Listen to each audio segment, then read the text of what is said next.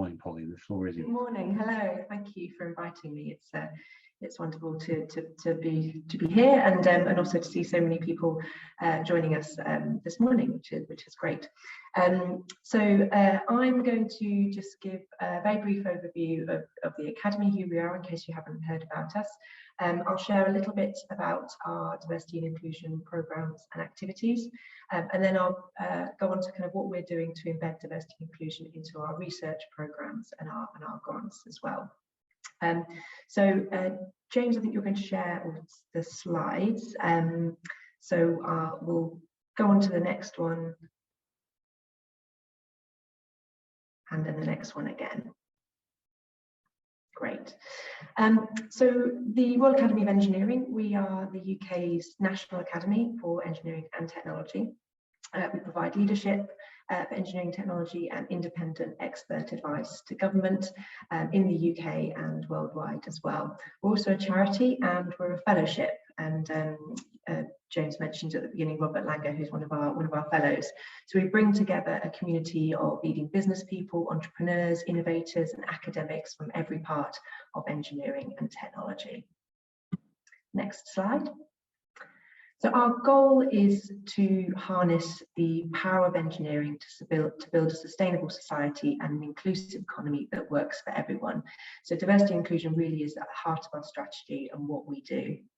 And in collaboration with our fellows and our partners, we're growing talent and developing skills for the future, driving innovation and building global partnerships and influencing policy and engaging the public. So next slide. So you may be aware of the huge diversity challenge facing the engineering profession. Engineering both has a significant skills shortage, but also a serious diversity deficit. And the latest statistics, the workforce is only 16.5% women and 10% Black, Asian and minority ethnic engineers. The pace of change is really just too slow. We know that diversity and inclusion helps engineering organisations to attract and keep more staff, to innovate better, as James referred to at the beginning, to be more creative and to be more profitable as well. Engineering needs people with the best experiences, different experiences, ideas, perspectives, to make sure that we're in the best position to respond with the most innovative solutions to the problems our world is facing and will face in the future as well. So diversity and inclusion is a key priority for us. We're working to foster talent and diversity so we have a world-leading and truly inclusive engineering workforce. And we work with partners, that includes engineering companies, as well as professional engineering institutions and universities to boost the numbers and the diversity of those, both entering engineering careers, but also looking at the inclusive culture, inclusive cultures of engineering organisations. So when engineers get there, they're in an inclusive space. So I'll mention just some of the programmes and interventions that we have currently. So if we go on to the next slide, please. So to provide leadership on diversity and inclusion, we need to act with integrity and from a credible platform and walk the walk, really. So this involves learning from our diversity and inclusion data, examining and reflecting on our own activities and our practices to make sure that we're removing any barriers to inclusion, and making sure that we're embedding best practice across our programs, our activities and our operations as well.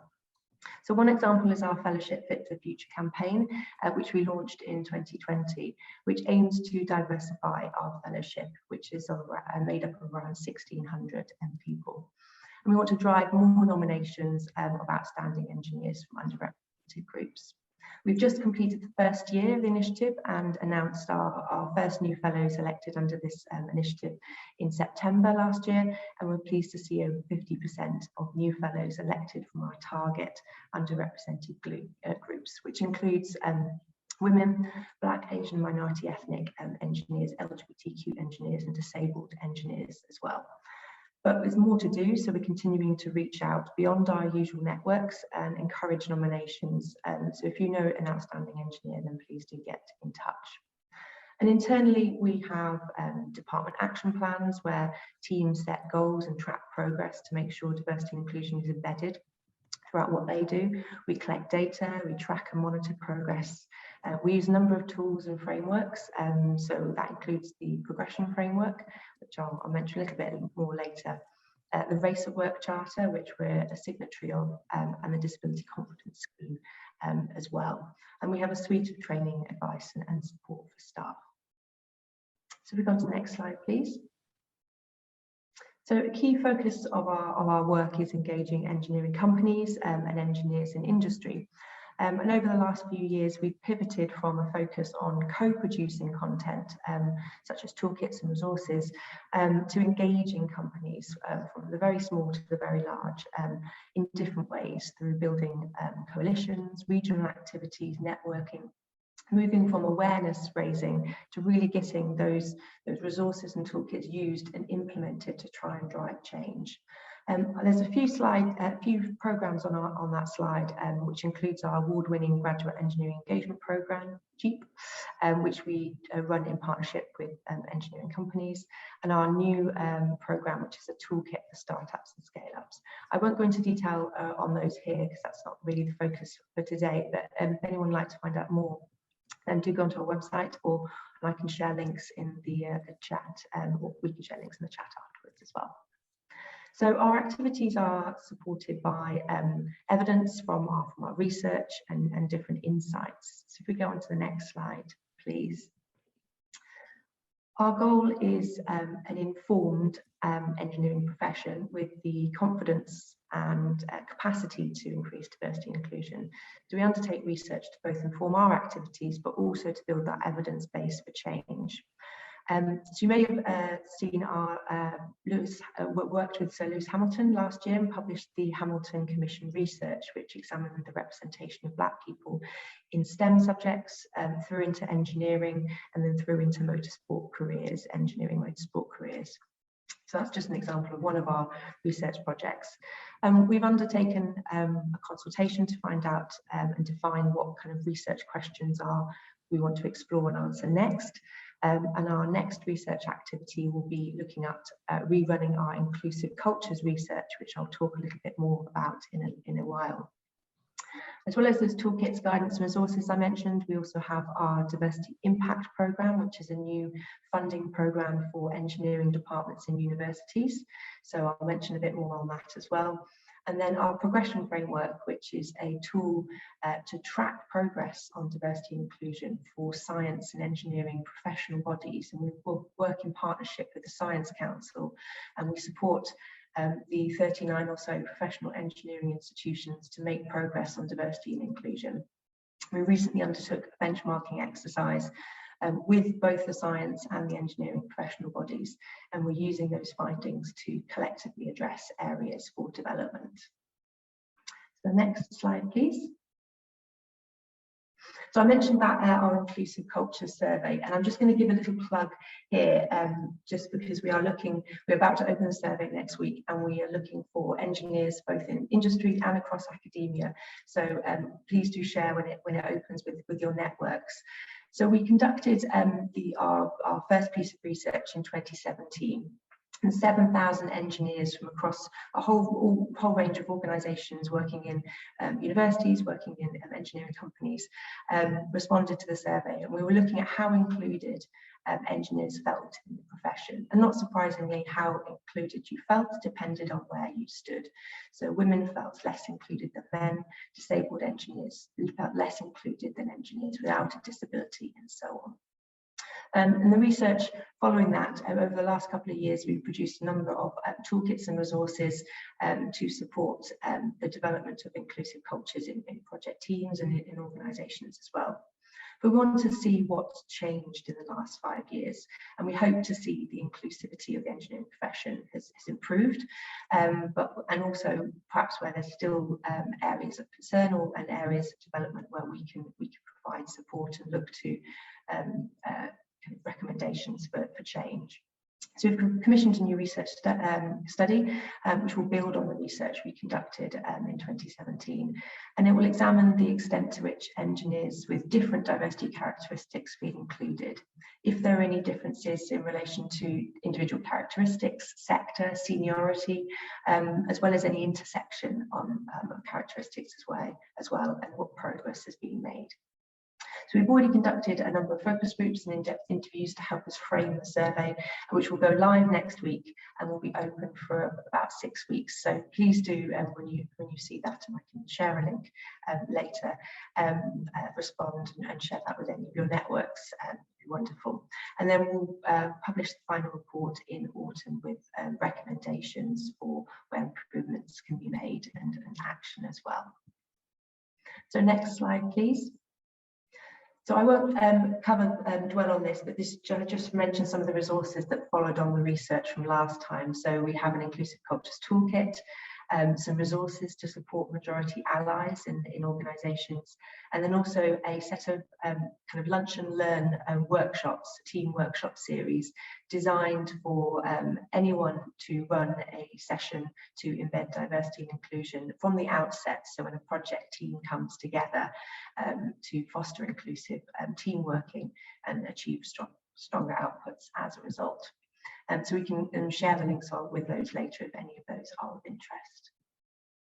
So moving on, please, to the next slide. I mentioned our Diversity Impact Programme, which I'll just give a brief flag to here. So this is designed to inspire change in university engineering departments, so all students succeed, and the unique perspectives and experiences of engineers from diverse backgrounds continue to enhance the profession. So it's a funding scheme with grants of up to £100,000, and we awarded £1 million in our first round in February, so just a month or two ago. And we had 11 projects funded across the UK, and you can see on the screen there where we funded, and 36% of the awards went to post-92 universities. So if we go on to the next slide, please. So we're launching round 2 in the next month or so, and those projects will be starting from January 2023. So if you are an engineering department or kind of across kind of engineering STEM faculty in a university working there, and you'd be interested in funding to support the improvement of outcomes from students from underrepresented groups, then please do take a look. We're establishing a community of practice to share the learning and principles that emerge from the different projects much more widely, so we can kind of all learn from those. And we'll also be looking at the kind of groups of interventions. So we have a number of interventions on mentoring, some interventions looking at transition into the workplace, and we'll be pulling out the learning and best practice from those as well and sharing them with the community. So next slide, please.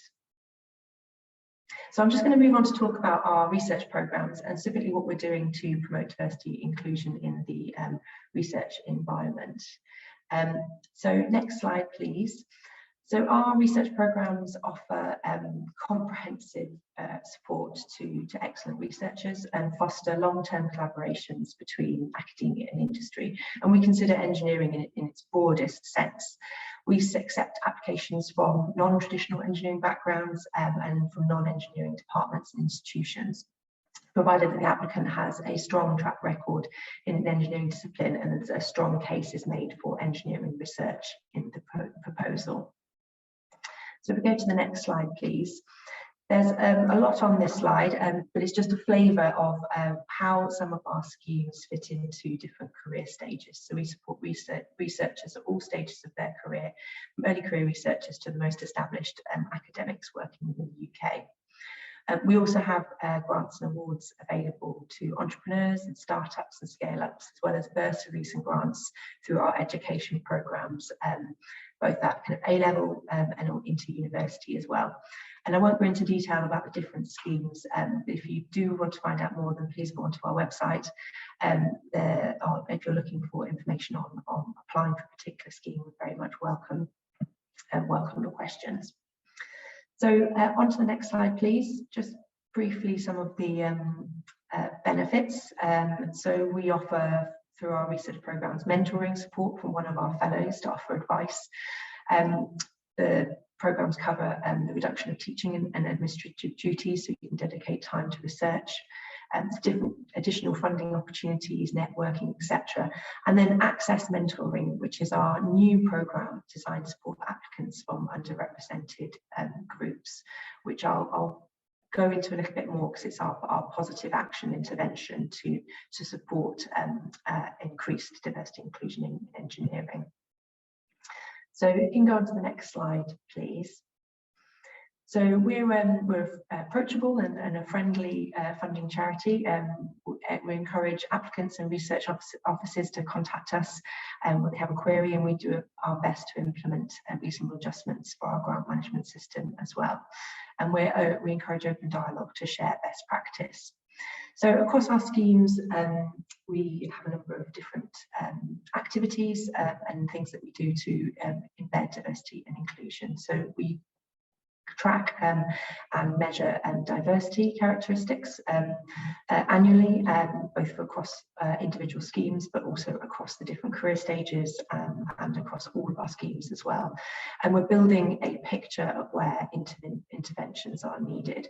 Some of our schemes are quite small, so we have to look over several years of data to kind of track trends and see where perhaps more support or an intervention is needed. Regional diversity is also very important, and we monitor that annually.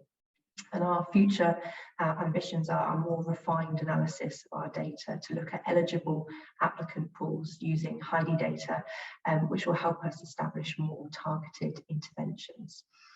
Access mentoring I'll mention next, a bit more of that later. We have regional visits, and we do the annual ARMA study tour, and we also have targeted promotion through different networks such as the Women's Engineering Society, to encourage a diverse field of applicants. And our research fellowship scheme, which has high demand, is our only scheme where the numbers of applicants are capped at university level. And as a result, to support increased diversity, we have an additional application allowed from an underrepresented group to encourage an inclusive and diverse pool of applicants. And we're pleased to say that 29% of our awardees are held by women for our research fellowships.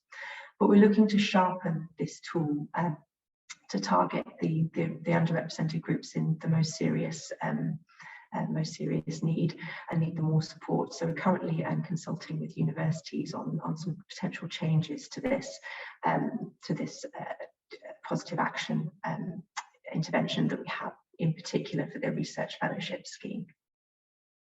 If we go on to the next slide, please.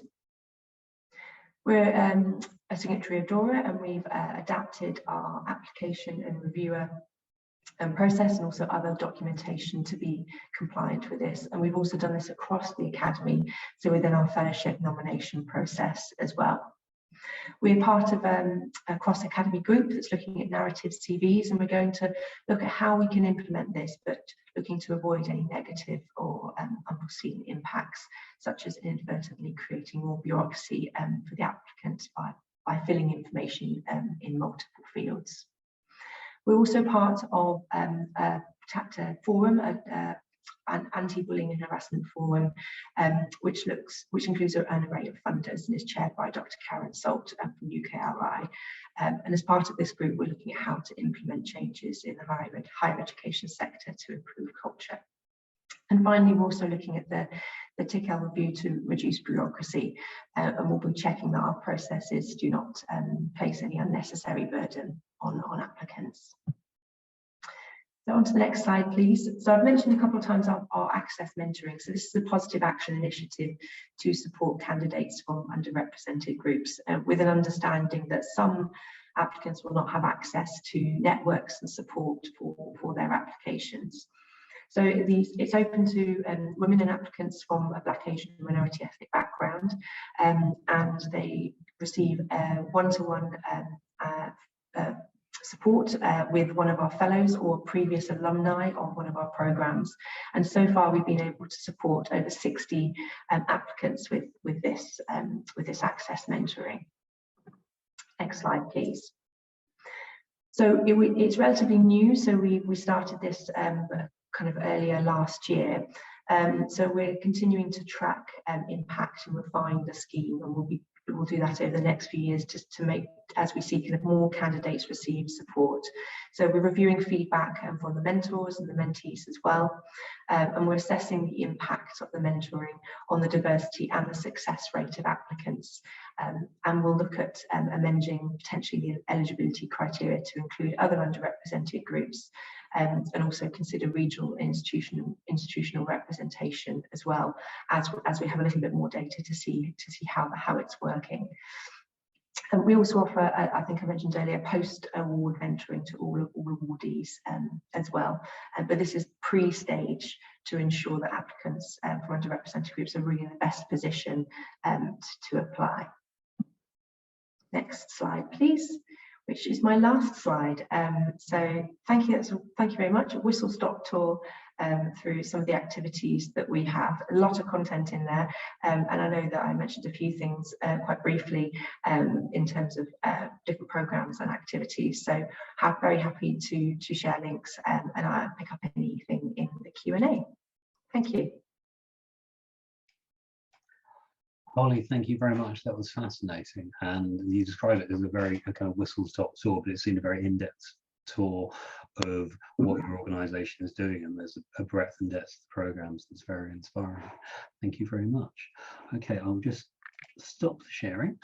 We've already had a few questions, so let's bring those up.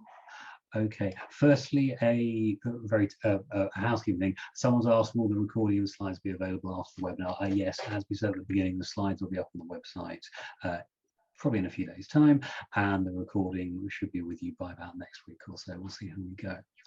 Okay, so we have a question asking, have you had any initial results from the Access Mentoring Scheme, specifically the conversion into successful outcomes? That's a good question. So it's a bit difficult to tell at the moment because we've had about 60 applicants, but across a number of schemes. So actually looking at the kind of success of applicants and seeing the kind of conversion into the kind of success rate. There's been some success, but it's at the moment the numbers are still too small per scheme to be able to see the difference, which is why we've opened it up to a larger number of schemes as well, and also we've got a larger number of mentees going through this. So we're hoping it's been open for I think just about a year. So we're hoping over the next kind of 6 months to the second year, we'll have quite a good data set to be able to see what's really working in terms of the success rate and the kind of conversion into an award. Thank you, that's really helpful. And you're saying about sort of the time period leads into another question, which is how long do you consider, this is kind of long-term work. I mean, there's also a commitment from your academy to do what it can to solve issues. How far into the future are you thinking with these schemes? How long are they kind of intended to run for? Obviously they may evolve, and do you have sort of things planned further in the pipeline that you have yet to announce in your presentation? So, for the diversity programs, which I mentioned, there'll be kind of a number of years.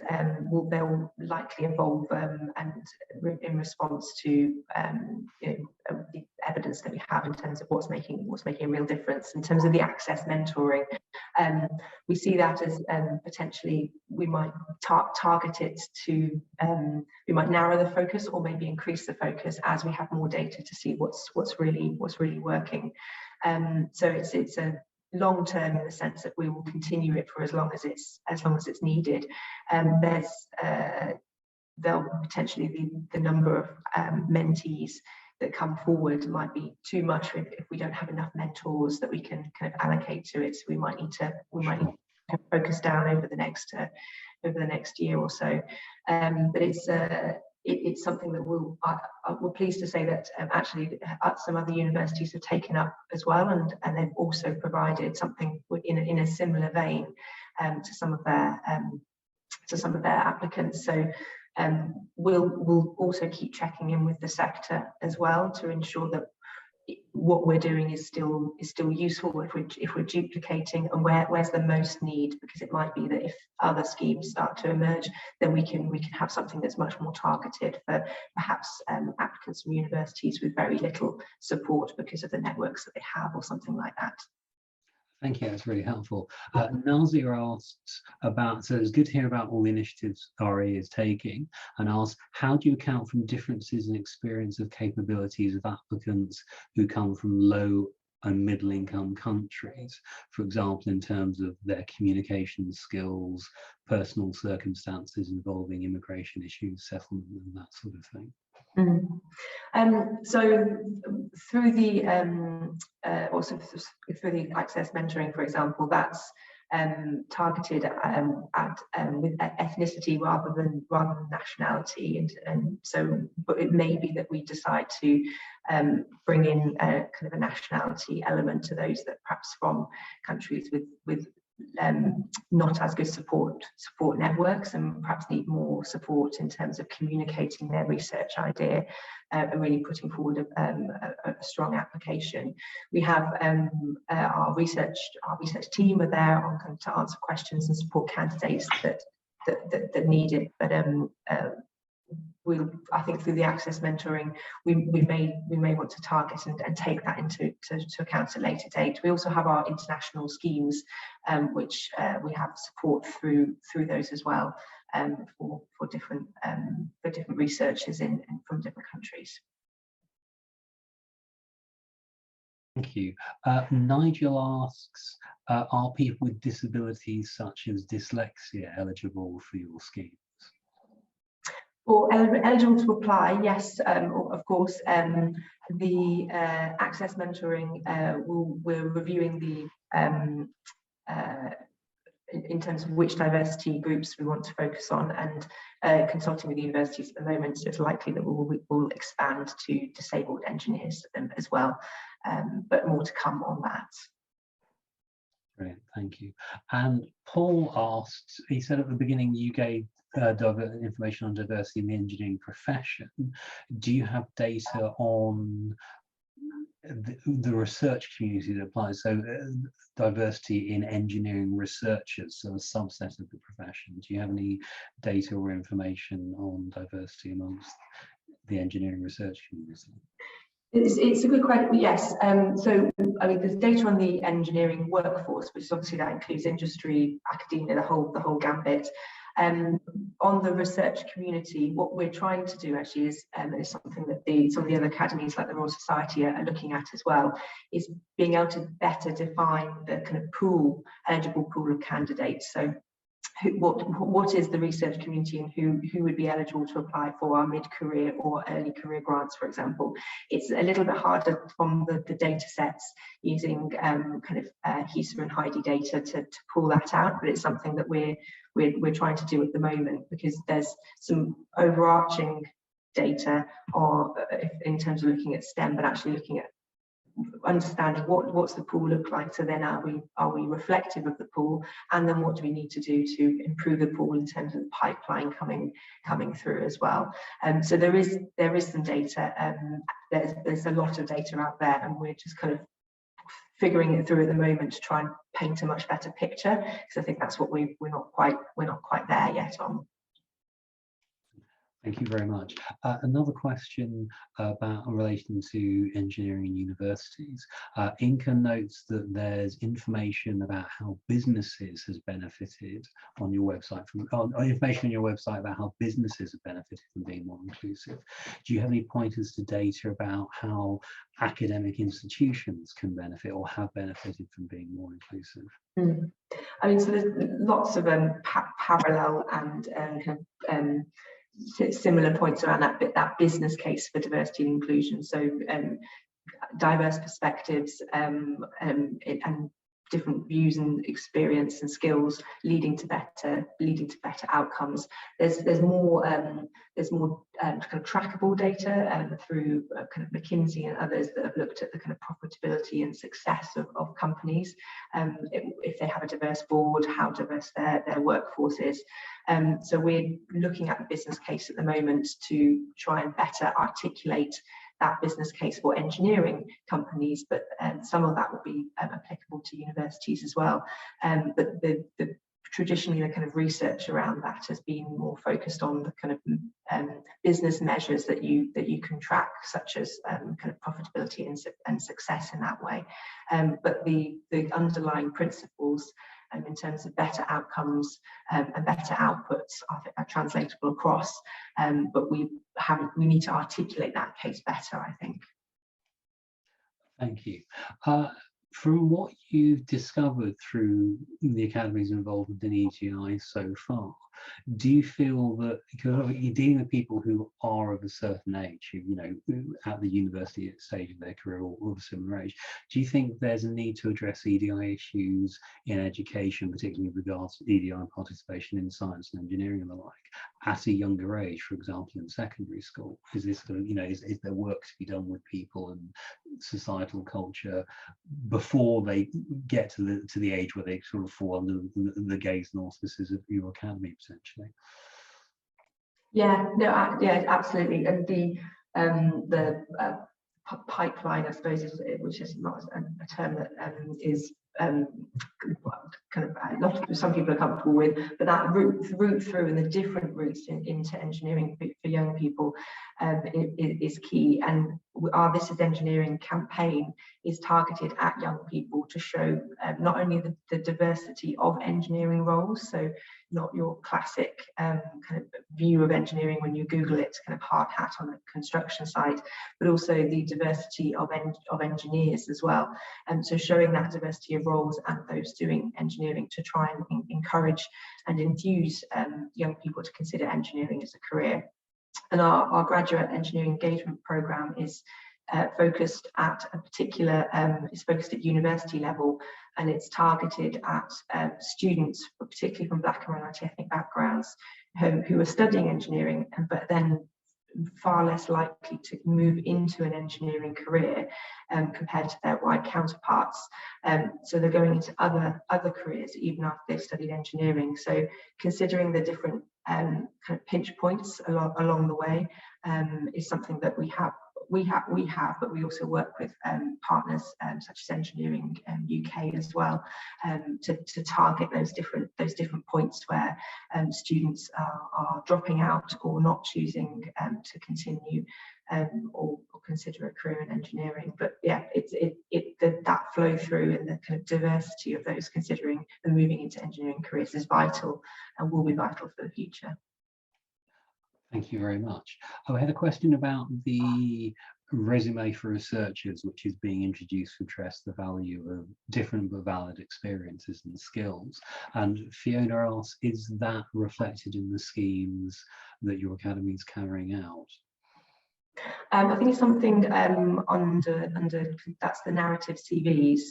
Yes. Yeah. So we're looking at that at the moment, but and discussing it internally with others across the sector as well, to see how that could be used, but also, as I said, I think to check no kind of unforeseen impacts on people.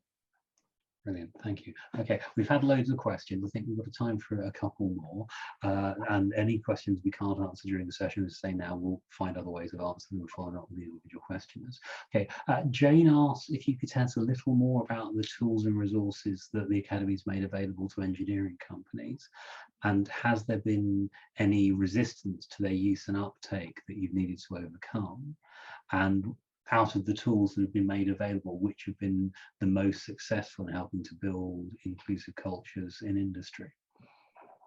Great question.